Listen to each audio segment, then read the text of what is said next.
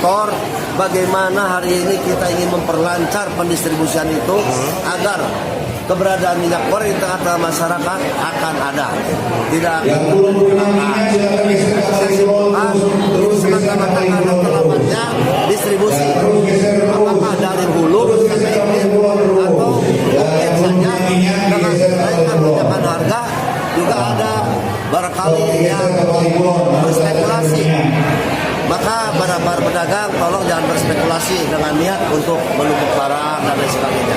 Saya yakin dan percaya para pengusaha, para pedagang di kita semuanya Pancasilais, semuanya mau bergotong royong, semuanya mau berbagi. Terbukti hari ini kita sediakan 7.000, semuanya bisa tercukupi. Berapa banyak sekarang Pak? Sekarang 7.000 liter. 7 liter. Nah, jadi kalau seandainya kalau seandainya satu orang 2 liter 3.500 masyarakat pedagang yang terpenuhi. Belum lagi kemarin kami di pasar-pasar memasok dan kami instruksikan untuk harga pasaran, harga eceran